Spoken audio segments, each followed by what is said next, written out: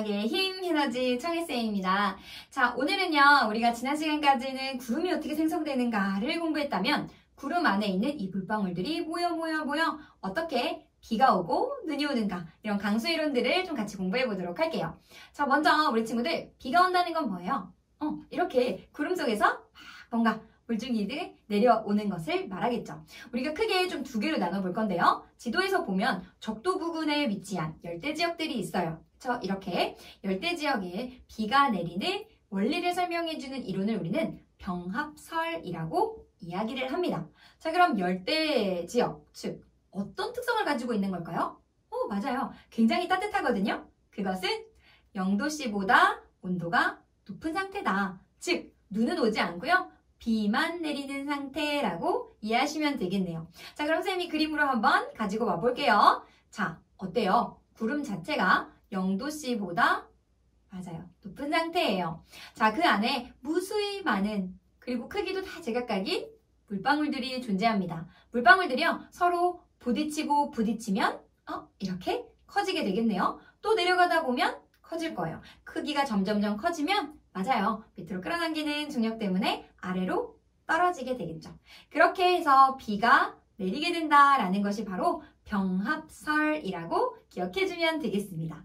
자, 그러면 열대 지역이 아닌 지역들은 어떻게 이렇게 강수 이론들을 설명하고 있을까요? 자, 보시면 그림에서요. 지금 중위도, 고위도, 즉 중위도와 고위도 지역의 비와 눈을 설명해주는 원리 이론을 우리는 빙정설이라고 하는데요. 두 가지로 좀 설명을 해볼 거예요. 그 두 가지는 물방울과 앞에서 같이 했던 그 물방울과 빙정이라는 것으로 한번 우리 친구들이 이해를 해주면 되겠습니다.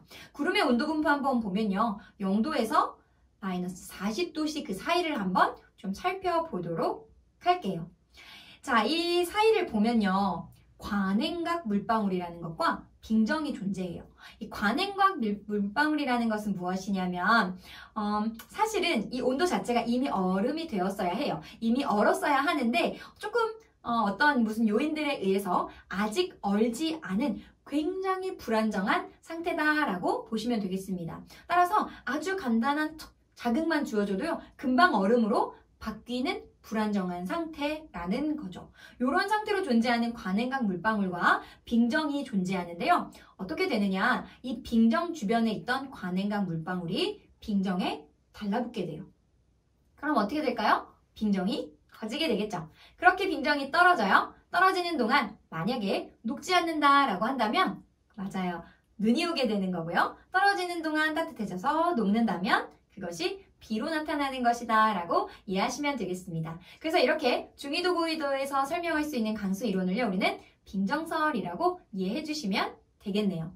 자, 그러면 우리 친구들 저위도에서는 바로 병합설, 물방울로 설명을 했고요. 중위도 고위도에서는 빙정설이라고 해서 관행각 물방울과 그리고 빙정으로 설명을 했던 이 빙정설에 대해서 어떤 것이 어떤 차이점을 가지고 있는가, 어느 지역을 설명할 수 있는 이론인가 이런 것들 잘 정리를 해두면 되겠습니다. 선생님은 과학의 힘, 에너지 청혜쌤이었습니다.